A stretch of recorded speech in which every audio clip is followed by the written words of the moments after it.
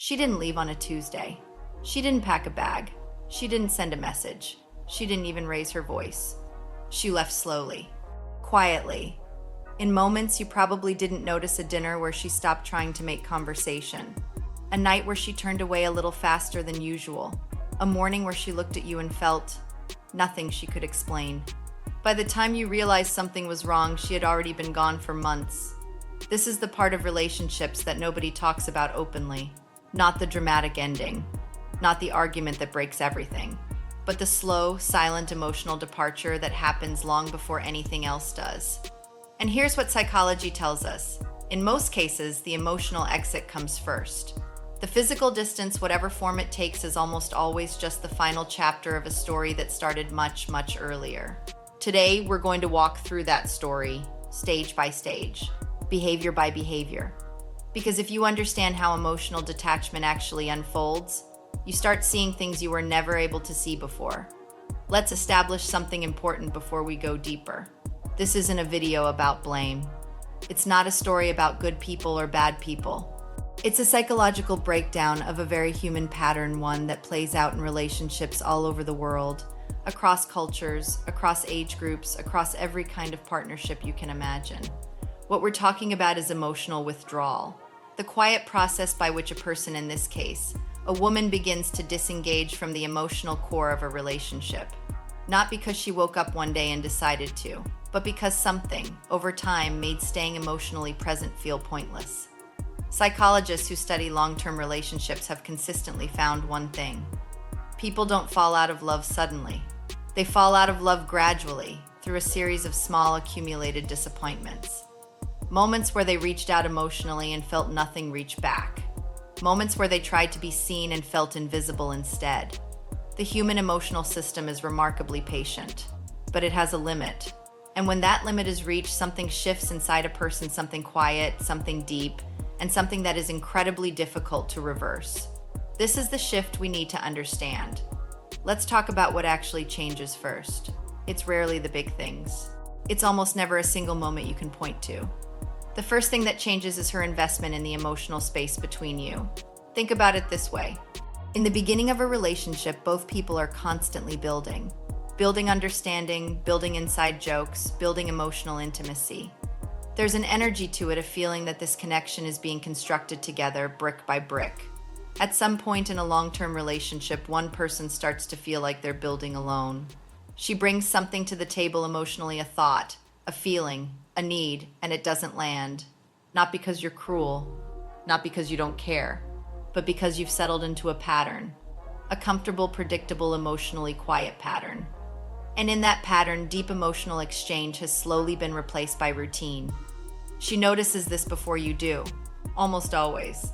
The first stage is quiet hoping. She tells herself it's a phase. She tells herself you're stressed or tired or going through something. She adjusts her expectations downward and tells herself that's maturity. She stops bringing certain conversations to you because she already knows on some level that they won't go anywhere. She stops reaching for depth because the attempts have started to feel exhausting. This is the stage most men never recognize because nothing visible has changed. She's still there. She's still functioning in the relationship. She might even seem fine. But inside, she started keeping parts of herself somewhere else. The second stage is emotional withdrawal. This is where the behavioral shifts start becoming observable but subtly. She becomes slightly less enthusiastic, not cold, not distant, just quieter in herself. The things she used to share with you first, funny things that happened, things that worried her, things she was excited about, she starts processing elsewhere, with a friend, in her own thoughts, in her journal. She's not punishing you, she's protecting herself. When a person repeatedly experiences emotional unresponsiveness from their partner, the nervous system begins to adapt. It stops expecting connection and starts building walls instead, not out of anger, but out of self-preservation. This is one of the most well-documented patterns in attachment psychology. She is learning, slowly and unconsciously, that this relationship is no longer a safe space to be emotionally vulnerable. The third stage is the shift in attention. Here's where something important happens. When emotional needs go consistently unmet inside a relationship, a person doesn't just stop having those needs. They begin looking for fulfillment elsewhere, not necessarily romantically, not yet, but emotionally. A coworker who actually listens, a friend who asks follow-up questions, someone who makes her feel seen in a way she hasn't felt in a long time. This is the stage that confuses most people looking back because nothing has technically happened yet. No lines have been crossed. But emotionally, she has begun to experience what connection feels like outside of the relationship, and the contrast is stark. She's not looking for something, but she's starting to notice what she's been missing. And then comes the turning point. It doesn't announce itself. It doesn't come with a dramatic conversation or a visible moment of change. But something inside her, some final quiet mechanism, stops waiting. Psychologists call this emotional detachment. And unlike the earlier stages, which are largely unconscious and gradual, this moment has a quality of finality to it. It's the moment when hoping stops, when the internal narrative shifts from, "I wish this would change," to, "I've accepted that it won't." This is the most dangerous point in a relationship, not because anything has happened, but because she has stopped caring whether it does. Think about what that means for a moment. Before this point, conflict was still possible. Anger was still possible. Arguments, tears, ultimatums, all of those things were still available to her because she still cared enough to fight. Emotion, even negative emotion, is a sign of investment. But after emotional detachment sets in, the fighting stops. She becomes calm. She becomes pleasant even. She stops pushing back because she's no longer pushing toward anything. From the outside, a relationship at this stage can look stable. Two people coexisting, being polite, maintaining a surface level functionality. But underneath, one of them has already left. So why does this happen? What is actually driving this process at a psychological level? The answer begins with something called emotional responsiveness, the degree to which a person feels that their partner genuinely hears them, acknowledges their inner world, and responds to their emotional bids with presence and care. Research in relationship psychology, particularly the work built on John Gottman's decades of study, shows that the foundation of long-term relational health isn't passion or chemistry. It's emotional responsiveness. It's the small, repeated experience of reaching out and being met. When that responsiveness disappears, not through cruelty, but through neglect, distraction, and routine, it creates what psychologists call an emotional bid deficit. She reaches out emotionally and you don't turn toward her. Not always dramatically. Sometimes it's just looking at your phone instead of asking a follow-up question. Sometimes it's changing the subject. Sometimes it's responding with a solution when she needed empathy. Over time, these small misses accumulate into something very large. There's also a deeper layer here, one that has to do with female psychology specifically. Research consistently shows that women tend to process emotional disconnection earlier and more acutely than their male partners. This isn't a character flaw in either direction, it's a neurological and socialized reality. Women, on average, are more attuned to shifts in relational tone. They notice when something feels different before they can even name it.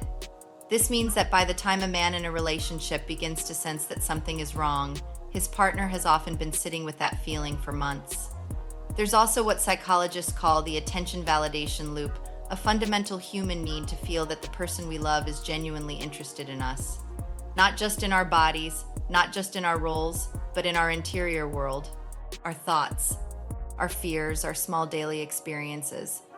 When this loop goes dry, when she stops feeling like you're curious about her, she begins to lose the feeling that she is known by you.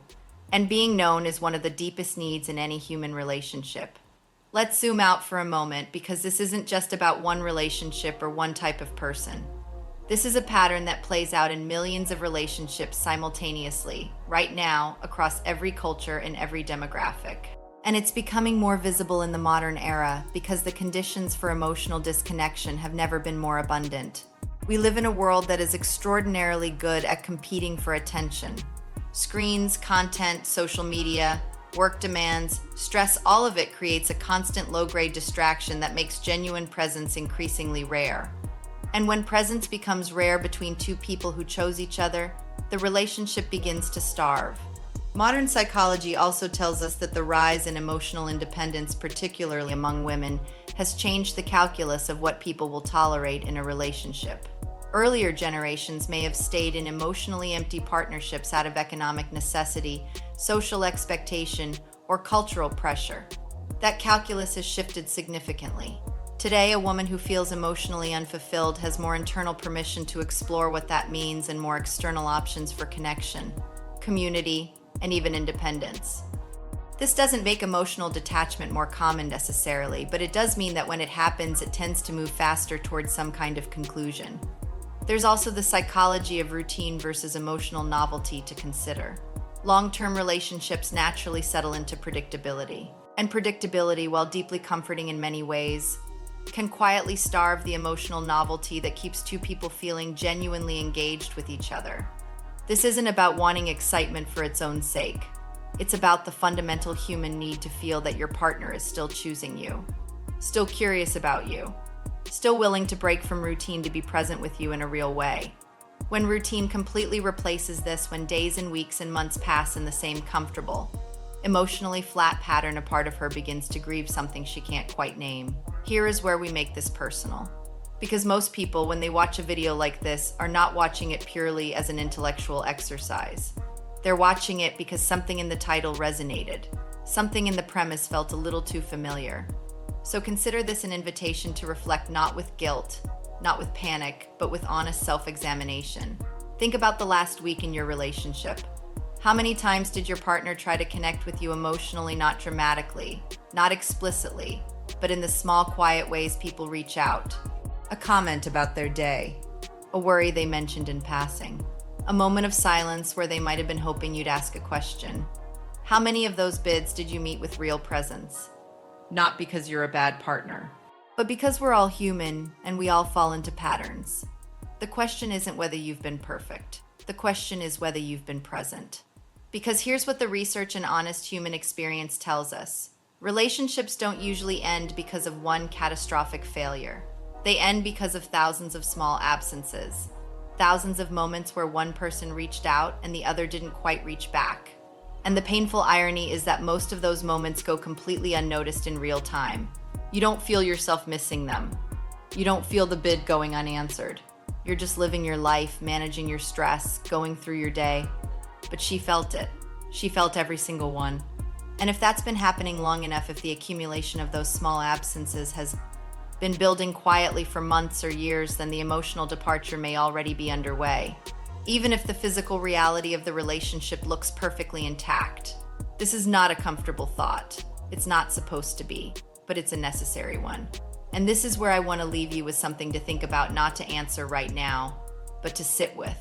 Because sometimes the most valuable thing a piece of psychological insight can do is not give you answers, but give you better questions.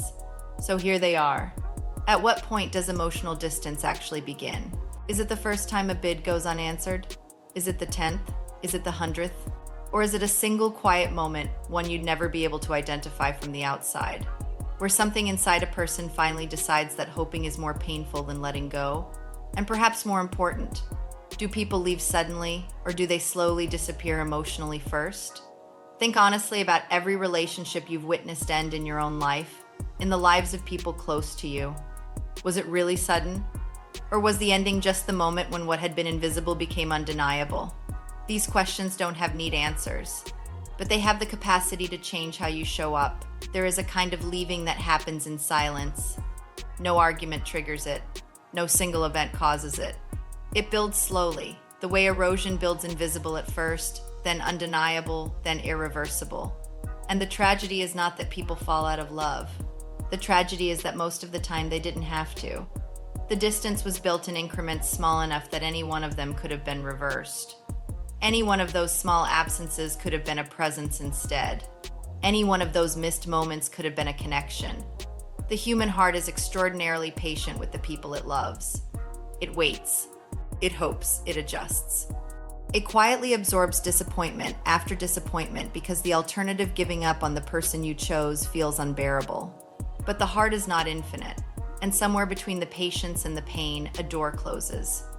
Not with a slam, not with a scene, just quietly, the way all the most significant things in life happen. The question worth living with isn't how to stop someone from leaving after they already have. It's how to make sure they never felt invisible in the first place.